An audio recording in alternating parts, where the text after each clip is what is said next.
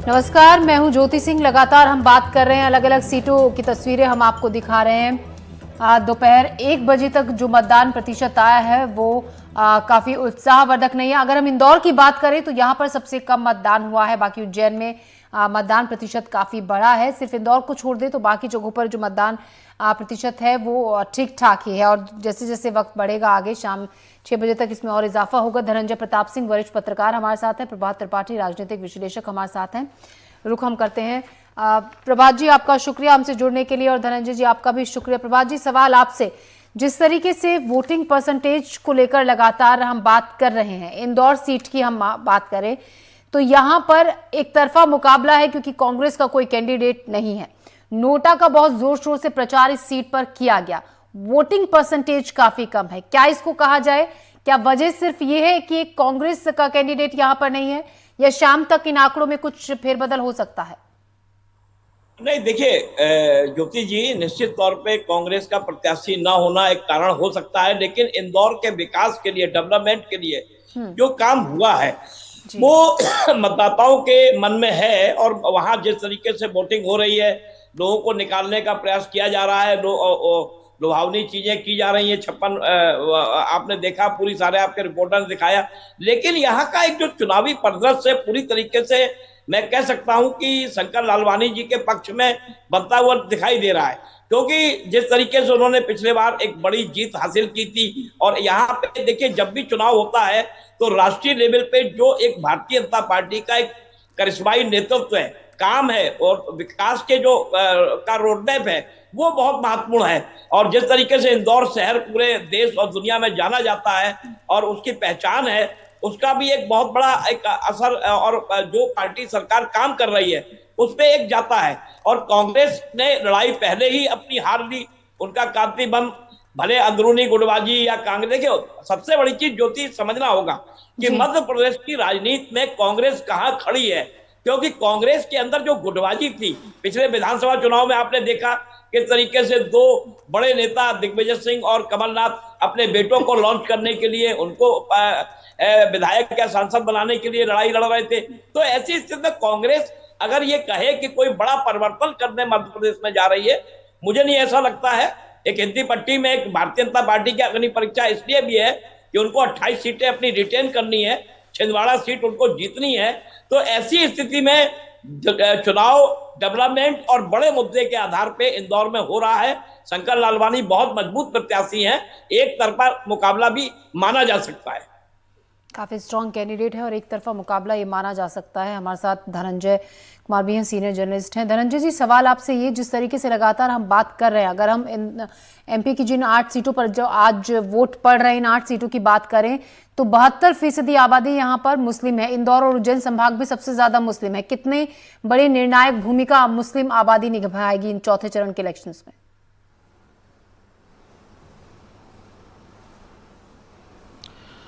देखो ज्योति, इस बार का चुनाव जो है वो पिछले जो चुनाव हुए हैं उनसे थोड़ा सा हटकर है। पहले होता क्या था कि एक मुस्लिम मतदाता का ट्रेंड होता था कि वो एंटी बीजेपी वोटिंग ही करता था, लेकिन उसमें भी वो ये देखता था कि अगर कोई मुस्लिम प्रत्याशी है तो वो अपना वोट मुस्लिम प्रत्याशी को दे देता था, कहीं वो समाजवादी पार्टी को दे देता था, कहीं कांग्रेस को दे देता था।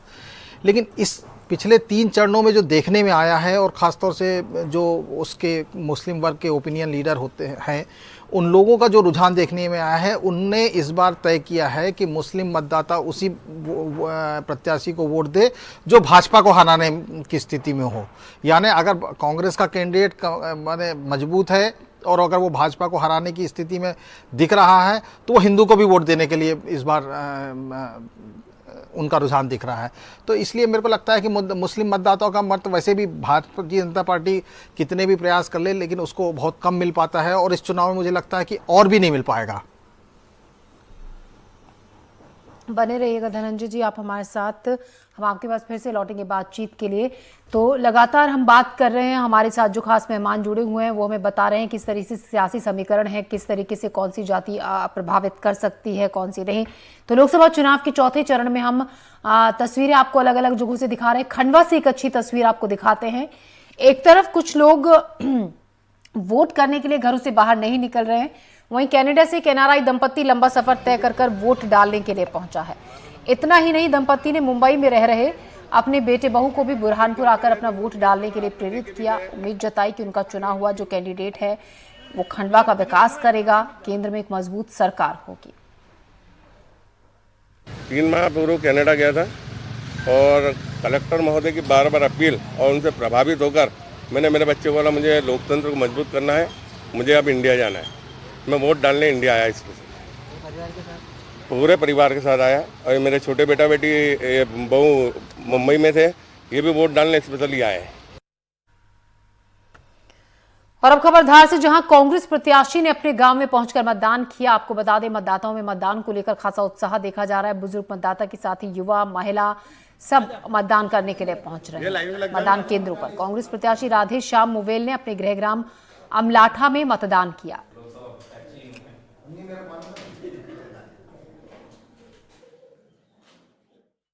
अभी तक 25 साल का लंबा संघर्ष रहा। कांग्रेस पार्टी का एक वफादार सिपाही के रूप में मैंने काम किया और आज पहली बार मैंने अपने आप को कांग्रेस पार्टी के माध्यम से वोट दिया। मुझे बहुत खुशी हुई। मैं मेरे बड़े नेताओं को, राहुल जी, सोनिया जी, प्रियंका जी और कमलनाथ जी, दिग्विजय सिंह जी, हमारे नेता प्रतिपक्ष उमंग सिंगार जी, जूत पटवारी जी का आभार व्यक्त करता हूँ। लोकसभा चुनाव को लेकर वोटिंग जारी है। दिग्गज नेता भी मतदान के लिए पहुंच रहे हैं। धार की गंधवानी विधानसभा में नेता प्रतिपक्ष उमंग सिंघार वोटिंग के लिए पहुंचे। इस दौरान एनडीटीवी से बात की, कहा इंडिया गठबंधन की सरकार बन रही है। प्रतिपक्ष मौजूद है सर, आप आज वोट डालने के लिए पहुंचे हैं, क्या कहना चाहेंगे? निश्चित तौर से कांग्रेस के मजबूत है प्रदेश के अंदर और मैं समझता हूं कि इस बार कांग्रेस प्रदेश के अंदर एक मजबूत स्थिति में रहेगी। वो देश में बदलाव की स्थिति है। देश में जिस प्रकार से मोदी लहर एक ख़त्म हो चुकी है, ये पिछले पूर्व के जो चरण हुए उसके अंदर स्पष्ट हो चुका। इंडिया गठबंधन का सरकार देश में बन रही है। बिल्कुल, ये थे हमारे साथ उमंग सिंघार जो कि नेता प्रतिपक्ष है, जो कह रहे हैं कि इंडिया गठबंधन की सरकार यहाँ पर बन रही है। धार से आमीन शाह, एनडीटीवी। और एक बार फिर से रुक करते हैं हमारे खास मेहमान जो हमारे साथ लगातार बने हुए हैं। प्रभात जी, सवाल आपसे, जिस तरीके से लगातार बीजेपी के तमाम बड़े चेहरों की तरफ से अपनी 29 की 29 सीटें जीतने का दावा किया जा रहा है, जीत को लेकर कांग्रेस में क्यों निराशा का माहौल लग रहा है? क्यों कांग्रेस के हथियार अभी से ही कि सारे हथियार डाल चुकी है और क्यों उसमें वो जोश पार्टी में शुरू से लेकर अब तक नजर नहीं आया? चाहे फिर वो चुनाव प्रचार के वक्त की हम बात करें, स्टार प्रचारक जब चुनाव प्रचार के लिए बीजेपी के तमाम पहुंच रहे थे केंद्र से, जब मध्य प्रदेश, लेकिन कांग्रेस की तरफ से ऐसी इतनी तेजी और इतनी हलचल नहीं दिखाई दी। क्या वजह इसकी मानी जाए? नहीं ज्योति जी, देखिए आपने बहुत सही सवाल किया। कांग्रेस एक मनोवैज्ञानिक लाभ लेने में, प्रचार के मामले में मध्य प्रदेश में तो पीछे है ही। उन्होंने अपना पूरा ध्यान, मुझे ऐसा लगता है कि केरल, मणिपुर और दक्षिण पट्टी में लगा रखा था। और देखिए, जब आप एग्रेसिव होते हैं, प्रचार आप धुआंधार करते हैं और आपके बड़े शीर्ष नेता जाते हैं वहां और जनता की और वहां सरकार की एंटी कम्बेंसी को रखते हैं। देखिए, राष्ट्रीय लेवल पे अभी मैं सुन रहा था आपके एक इंटरव्यू में, एक सज्जन कह रहे थे कि मोदी लहर नहीं है। मैं कहता हूं मोदी लहर हो या ना हो, लेकिन कहीं ना कहीं मोदी के काम को लेके एक अंडर करंट है कि वो जानते हैं कि देश किसके हाथों में सुरक्षित है। ये लोग आएंगे, ये लोग क्या बात करेंगे, किस तरीके की तुष्टीकरण की राजनीति करेंगे। और मध्य प्रदेश में खास तौर से कांग्रेस का जो, अगर कांग्रेस का सफाया हो रहा है या कांग्रेस वहां गिर रही है एमपी के चुनाव में, मतलब मेंबर ऑफ पार्लियामेंट के लोकसभा के चुनाव में, तो वो कहीं ना कहीं कांग्रेस का कमजोर होना, उनके राष्ट्रीय नेतृत्व में जो एक तरीके से जैसे कहते हैं कि प्रचार पे ना जाना, बात को ना रख पाना जनता के बीच, ये कहीं ना कहीं बहुत मायने रखता है। जनता अगर थोड़ा बहुत स्थानीय जनप्रतिनिधि से नाराज होती है, लेकिन अगर वो नाराजगी उसको अगर वो कन्वर्ट नहीं कर सकते हैं अपने पक्ष में प्रचार के द्वारा, तो वो कहीं ना कहीं पूरी तरीके से बड़े आभा मंडल के सामने पीछे हो जाता है। तो मोदी जी का आज भी ऐसा नहीं है कि मोदी जी का, मैं लहर की बात नहीं करता हूं, कोई लहर किसी की नहीं होती है। काम पे वोट मिलता है। राष्ट्रीय लेवल पे एक जो छवि बनी है, एक जो विश्वास की एक बड़ी लकीर खींची है, उस पे जनता वोट डाल रही है। देखिए, कहीं ना कहीं मैं जाता हूं, जब किसी भी गांव में जाता हूं, बात करता हूं ग्रामीण क्षेत्र में, तो लोग कहते हैं भैया मुझे हर चीज मिल रही है, मुझे राशन भी मिल रहा है, किसानों के बैंक अकाउंट में पैसा भी आ रहा है। भ्रष्टाचार की बात करते हैं तो कहते हैं भ्रष्टाचार कम हुआ है, हमें हमारे पास तक पैसा पहुंच रहा है। तो ये जो सारे बड़े मुद्दे हैं, इस पे जनता अगर साइलेंट वोट कर रही है तो कहीं ना कहीं विश्वास के आधार पे कि किसी एक बड़े नेता पे कि एक चेहरा इनके पास है, देश में 10 साल की सरकार का उन्होंने कामकाज देखा है, अगर उसके पास सरकार रहेगी तो निश्चित तौर पे देश और भविष्य सुरक्षित रहेगा। समस्याएं हैं, स्थानीय समस्याएं होती हैं, बेरोजगारी का भी मामला है, महंगाई का भी मामला है, लेकिन इन सब मामलों में एक बड़े विश्वास की जो लकीर खींची गई है वो भारी पड़ रही है। मुझे ऐसा प्रतीत होता है कि हिंदी पट्टी में आज भी भारतीय जनता पार्टी मध्य प्रदेश में अपनी सीटें बचाने पे कामयाब होती दिखाई दे रही है। अब वो क्या परिणाम होगा वो 4 जून को पता लगेगा, लेकिन ऐसा कोई मुझे नहीं लग रहा है कि कोई मामला पलटता हुआ नजर आ रहा है, कोई विरोध में वोट मिल रहा है, ऐसा मुझे नहीं लग रहा है।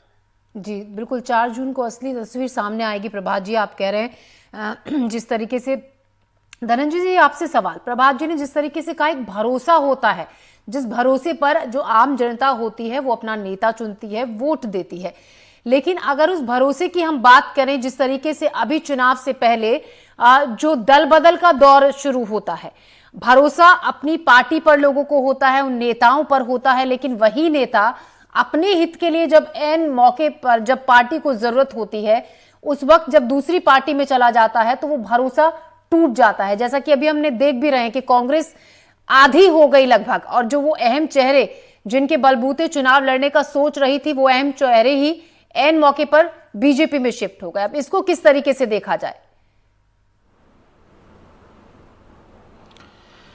देखो ज्योति, मध्य प्रदेश की राजनीति अगर हम बात करें तो पूरे देश में, देश की तुलना अगर करते हैं, अन्य राज्यों की तुलना करते हैं तो मध्य प्रदेश की राजनीति बहुत सोचितापूर्ण राजनीति रही है। कभी इस तरह की घटनाक्रम मध्य प्रदेश में नहीं हुआ।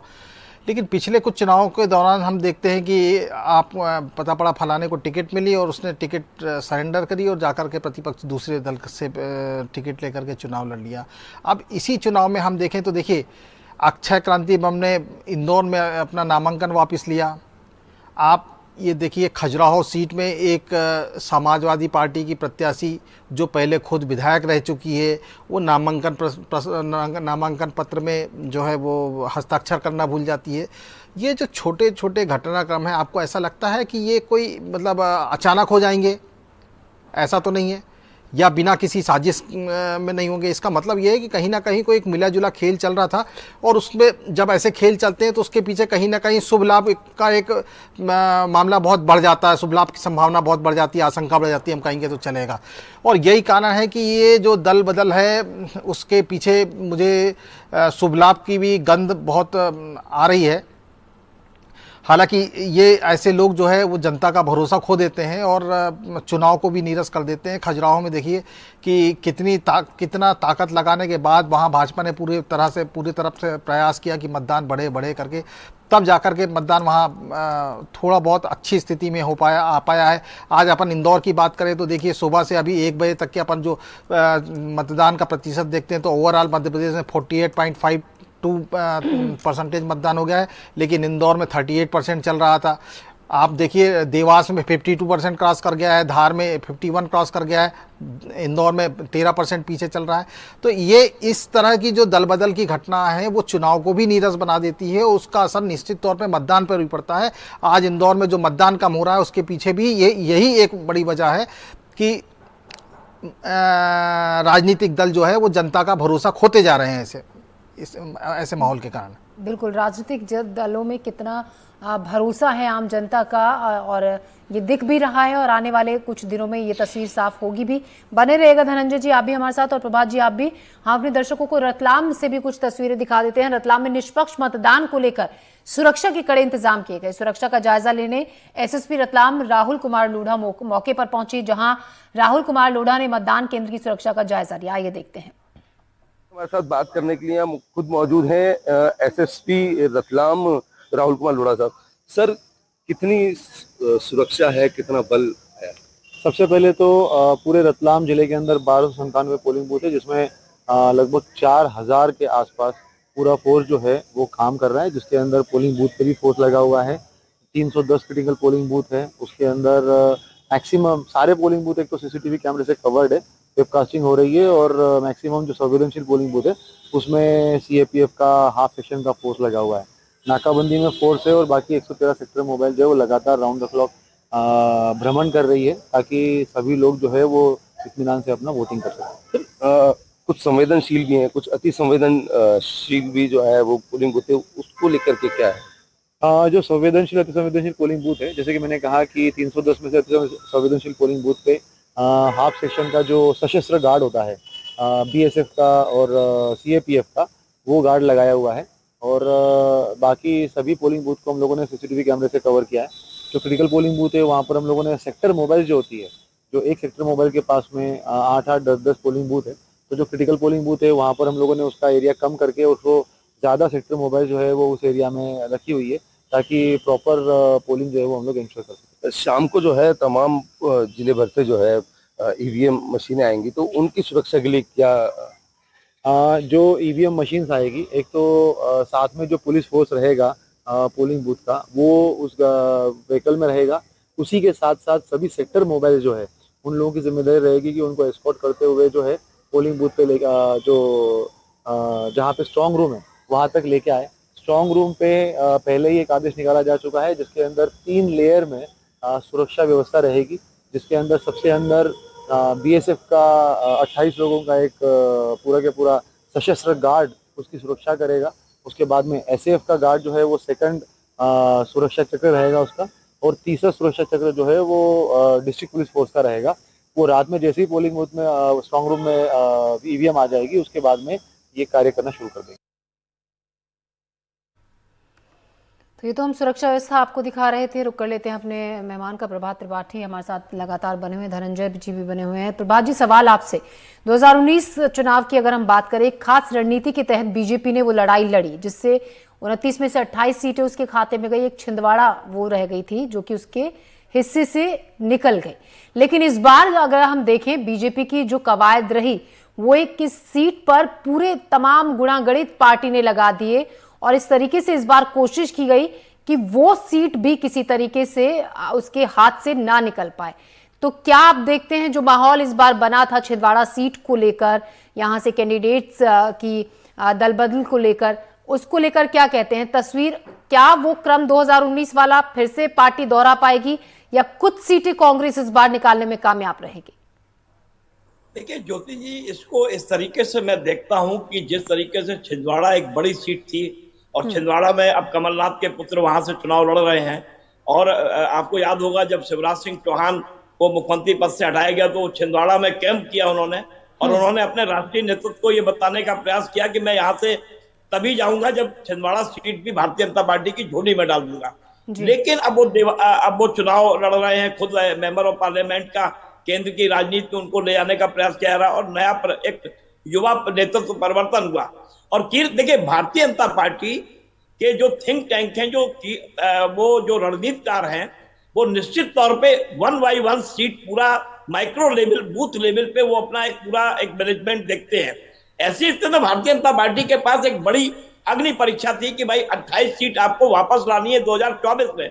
अगर मोदी जी को, देखिए हैट्रिक होनी है मोदी जी की देश के अंदर राष्ट्रीय चुनाव में, तो कहीं ना कहीं जो हिंदी पट्टी राज्य हैं, चाहे मध्य प्रदेश हो, चाहे राजस्थान हो, चाहे उत्तर प्रदेश हो, या आपका गुजरात हो, इन सब राज्यों में 100% सीट लानी है, क्योंकि वहां 100% सीट थी, एक आध सीट चली गई थी कांग्रेस के पास। तो ये बड़ी अग्नि परीक्षा है कि क्या भारतीय जनता पार्टी ने जो अपनी एक रणनीति बनाई है, प्रत्याशियों को बदला है, केंद्र से बहुत से प्रत्याशी विधानसभा चुनाव में ले जाए गए, बहुत से प्रत्याशी परिवर्तन हुआ।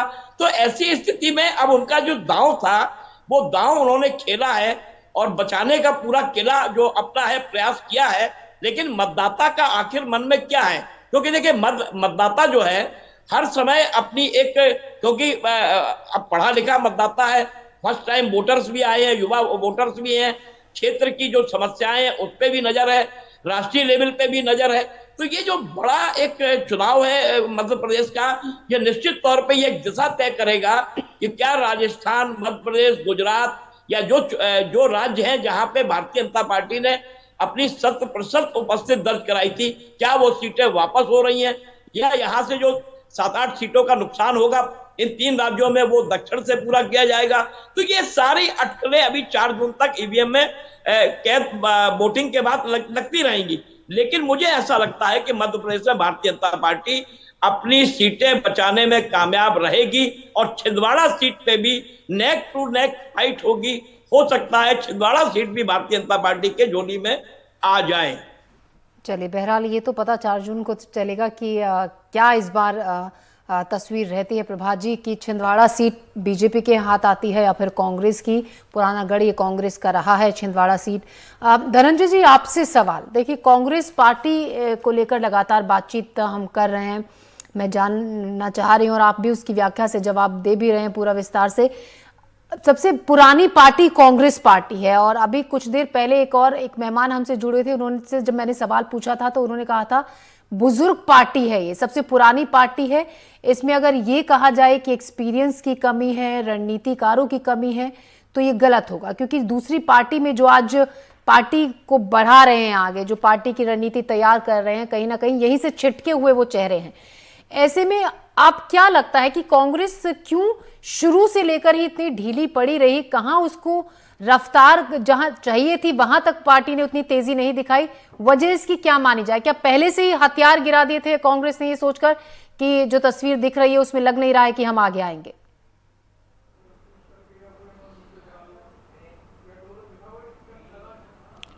धनंजय जी। हाँ ज्योति, आपकी बात काफ़ी हद तक के सही है। देखिए, हाँ ज्योति, आपकी बात काफ़ी हद तक सही है। ये कहना भी मतलब ये कहना सही है कि जिस उत्साह के साथ कांग्रेस को चुनाव लड़ना था, कांग्रेस ने वो उत्साह इस लोकसभा चुनाव में नहीं दिया। दरअसल देखो, हमको थोड़ा सा हम अगर बैकग्राउंड में जाएं तो इसके पीछे कई वजह भी हैं। देखिए, विधानसभा चुनाव के पहले ऐसा माहौल बना था मध्य प्रदेश में कि कांग्रेस सरकार बना रही है, कांग्रेस सरकार बना रही है। एक ऐसा नैरेटिव सेट कर दिया था कि कमलनाथ मुख्यमंत्री बन ही गए हैं, अब तो कुछ दिन बाद शपथ लेने वाले हैं करके।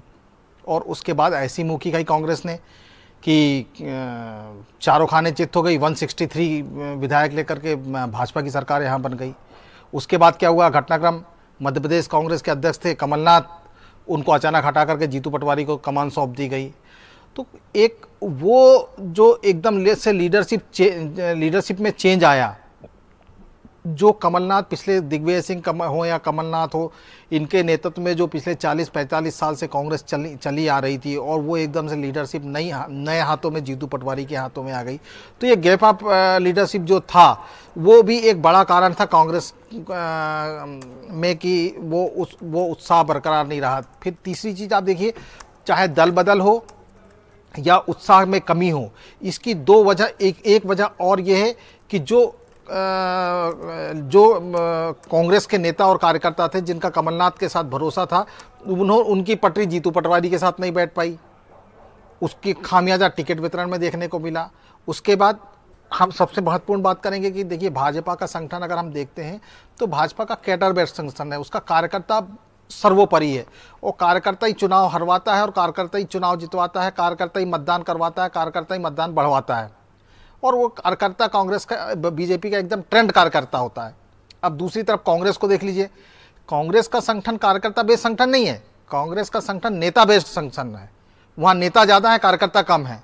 तो ये जो तमाम तरह की वजह हैं, ये वजह रहें, इस कारण जो है कांग्रेस को इस लोकसभा चुनाव में वैसा परफॉर्म नहीं कर पाई कांग्रेस जैसा कि उम्मीद की जा रही थी। इसके बावजूद आप देखिए कि हम विधानसभा हारने के बाद में कांग्रेस को देखें मध्य प्रदेश में, तो अभी 29 लोकसभा सीट में कम से कम 7 सीट ऐसी थी जहां कांग्रेस ने बराबरी की टक्कर दी है। तो एक तरीके से हम एकदम ये नहीं कह सकते कि कांग्रेस एकदम ख़त्म हो गई है या कांग्रेस एकदम जीरो पे पहुंच गई है। कांग्रेस का अस्तित्व है, वजूद है, लेकिन अब एक अलग अलग कारणों से वो परफॉर्म नहीं कर पा रही है, ये मानना चाहिए। बिल्कुल धनंजय जी, ये बिल्कुल नहीं कह रहे कि कांग्रेस का अस्तित्व खत्म हो गया है, खत्म हो गई है। कांग्रेस पुरानी पार्टी देश की है और तब की पार्टी है जब केवल यही अहम पार्टी हुआ करती थी, कांग्रेस बीजेपी। तो ये तो कहना गलत है, लेकिन वो धार कहीं ना कहीं अब नजर, वो चमक फीकी पड़ रही है धीरे धीरे, और वो चमक में तेजी आएगी। उम्मीद लगातार यही करते हैं सभी।